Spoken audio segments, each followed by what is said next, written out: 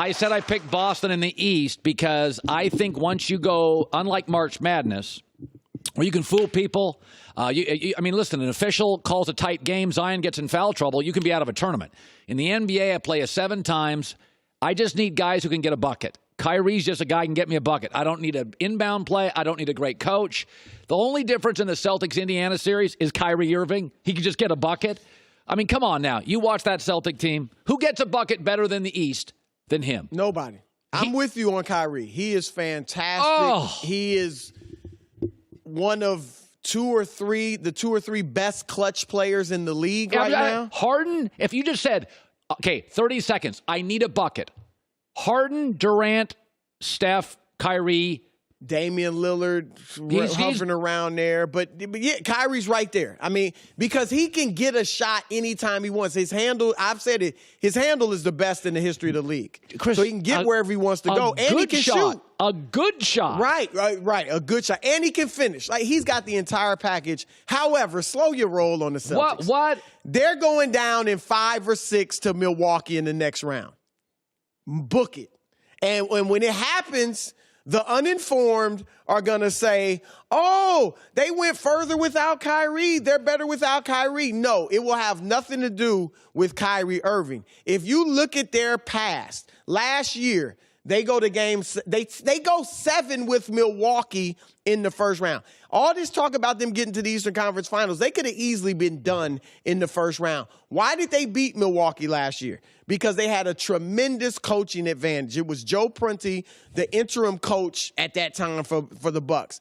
When they meet Milwaukee in the next round, they're not going to have a coaching advantage. Budenholzer is as good as Brad Stevens. Talent is even, and even though Kyrie's the better clutch player, Giannis is the better overall player. Now, I'll give you this. I won't be shocked if Boston wins the East. We apologize for all the mean things you just said to me. No, I won't be shocked. They're a really good team. By the way, you know when Boston's good? In the last 3 or 4 years, I know LeBron beat him. Just take out LeBron. He's gone now. Boston's the best team in the East if you just take out LeBron James, a player, in the last minute of halves and games. If you just take LeBron out, you give Philadelphia no chance to beat Boston. Why? Because you don't trust Philly with a minute left. Right. And you do trust Boston. No question. And that's where, when I watched Boston last night, there was, even late, I'm like, oh, Boston's going to seal this thing up. Well, they could have lost that game. Of course they could have. Because if you're a better, that was the toughest. Right. That three-pointer that Wesley Matthews took with 30 seconds left, was the best shot they could get. And then he threw it out of bounds, of course, on the next possession. So, but you're right. Look, they won sometimes in the playoffs. Cleveland went 7 with Indiana in the first round. What I will give you is this. If hopefully for the Celtics, for Celtics fans, the other guys finally understood the pecking order.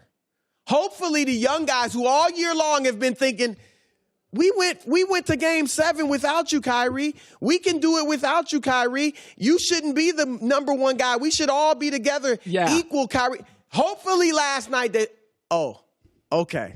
That's why he's Kyrie Irving. Exactly. Right? See, this is what I say about Kyle Lowry. Kyle Lowry's built for the regular season. Needs a screen, needs a design play, works his butt off. He's an excellent system guy. But if I get to see Kyle Lowry 7 times in 2 weeks, I can marginalize him. No question. So a lot of these Celtic players, all of them I would say, except a little bit with Tatum and Kyrie, I can marginalize Marcus Smart, Al Horford, Gordon Hayward. Yep. The playoffs are about guys who can get the bucket regardless. And Kyrie's a monster on that. Yeah, I agree. Now let's segue into Philadelphia. So I said to start my show, Philadelphia, I think, is at a real interesting spot. They're becoming Oklahoma City. Oklahoma City had Durant, Harden, and Westbrook. And they chose Westbrook because at the moment he was better than Harden, and he was more exciting, aesthetically more pleasing than Durant. So here's Philadelphia. And I think OKC chose the wrong guy. The league was headed to three-point shooting, and he was your worst shooter. So here's Philadelphia. They're locked into Embiid. They got Butler. Let's not count Tobias Harris right now, or JJ. They're both good players. But let's talk about Embiid, Butler, and Simmons. Embiid is better than Simmons now. Right. But if you look at where the league has been, where it is, and where it's going, Houston's got it right. If you just have to have 4 3-point shooters. Simmons is great at getting the ball to them, and he can close. If you keep Embiid, he's not an elite ball handler. So you're saying you would pick Simmons over Embiid if you had to pick one of the two to build around? Westbrook was better in the moment than Harden, but where was the league going? Embiid is better today than Simmons, but Embiid doesn't shoot threes. He doesn't kick the ball perfectly. He shoots them better than Simmons. Okay, but he's not elite. So where the league's going? So Embiid doesn't shoot great threes. He's not a ball handler that gets him to threes. So to me, fork in the road, OKC, fork in the road, Philadelphia. Go ahead and bury Simmons today. Redick, Harris, Butler. You could get a ton moving Embiid. That's an interesting. Okay, let me just say this about your point about Harden and Westbrook. I remember doing an informal poll of about 70 people around the league, coaches, scouts, executives, and so on, and asking them, if you're OKC, would you trade Westbrook or Harden? And most said, it was close, but most said Westbrook. Even back then, but like you said, and they tried to keep Harden, they just didn't want to max him out, super max. So most of the guys in the league saw it. They saw where the league was going. Yep. So there's that. First of all, I don't think I have to make the decision, right? I'm not saying it's one or the other. If I'm Philly right now, I'm trying to keep both. Okay, they don't play very well together. Yeah, but they're young. They're both closers at the rim. Neither shoots threes. But here's my point. If I'm running the Sixers, and even if we get beat in this round, but if we get beat, which I think will happen in the second round, I'm changing my coach, okay? So I'm bringing in a new coach who can hopefully put in a better system that maximizes those two guys and everyone else. But I'm also this is Simmons' second year. He came back this season with no jump shot and no more confidence in his jump shot than the season before. I don't like that. But I'm going to give you one more shot. I'm going to give you this offseason to see, look, Ben, you've seen it 2 playoff series in a row. They can take you out. I need you to work day and night on this jumper. Don't come back here next season with the same jump shot or lack thereof. And if he doesn't come back with a better jumper, at least the confidence to start taking them in games, then I'm going to probably have to move on from him. Unless you want to put him, look, you can put him, if you want to get rid of Embiid and make Simmons what, like a newfangled center or power forward? I think Westbrook and Durant didn't work together. I think you had to move one. I don't think Embiid and Simmons work together. They don't work right now because Simmons can't shoot. So I have to put him on the block to have somebody guard him, and that forces Embiid out.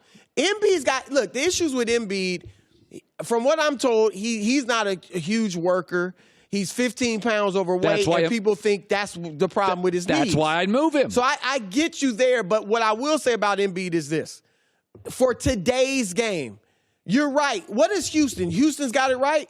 Houston shoots threes or paint shots. He can kill you with paint shots. But the problem is... And if I don't have Simmons having to hover on the other block, I can just have Embiid down there most of the game, and nobody can stop him. If I can get the mentality of Embiid of, look, if they don't double you, you score 40 on them. If he'll take that mentality and he can pass out of the double when they do, put shooters around him, you can win in this league with that.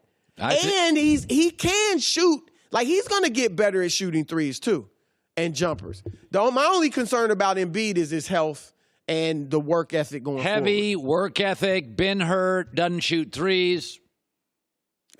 I'm say that right now. Simmons is draining threes. They're going to become Oklahoma City. They're going to make the wrong choice on this. Where is the league going? So this you summer, cannot have 2 guys who can't shoot threes. You can I'll give you that. Okay, so you get one. I'll take Simmons as the one. And put him down low?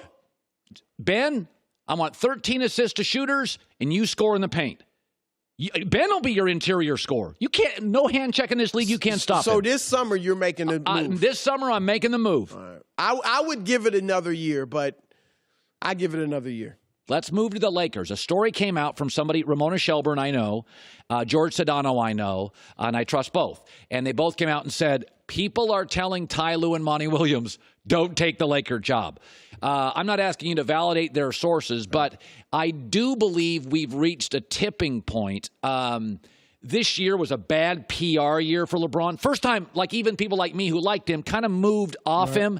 Where do you stand on all this? I thought about this morning, Chris. I'm LeBron James. I'm in my Brentwood mansion. I wake up. LeBron, his whole career, never wanted to give up flexibility. One-year deal, one-year deal. So this year he goes, I'm going to give up flexibility. He's waking up this morning. He's got no GM. His young players are hurt. Magic quit. He doesn't trust Pelinka. LeBron's whole career was, I'm not giving up flexibility. He did. Is he waking up this morning going, what the hell did I do? Well, look, it's a mess with the Lakers. There's no question. Here's the problem. First of all, if a coach, as difficult and challenging as it may be to coach LeBron, if a coach doesn't want to coach him, knowing you're going to have a chance to win the championship, I don't want that coach. Because look at, was Shaq difficult? Yes. Was Kobe difficult? Yes. Was Michael at times difficult? So a superstar can be difficult. The problem with the Lakers' job is the front office. They're doing it backwards. What coach is taking that job not knowing who the president is? Or who the Lakers need to either, I said they need to go out and settle their front office situation. Hire a president and let him and Pelinka hire the new coach. Let me ask you this. Or announce that it's Pelinka. Okay, so I could be crazy on this, but you don't need an NBA coach. You don't care what your coach isn't going to dictate your personnel.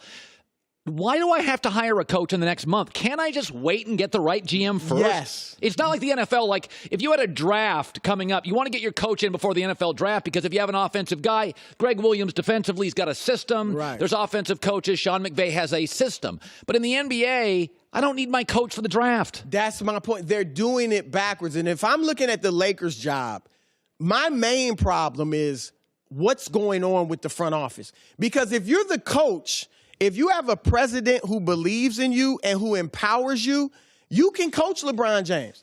And if LeBron, say, doesn't like the coach or has issues with him, if the president says, look, if you're going to win in L.A., LeBron, it's going to be with this guy. Just like Pat Riley did in Miami, LeBron's got no choice but to go out and work with that coach.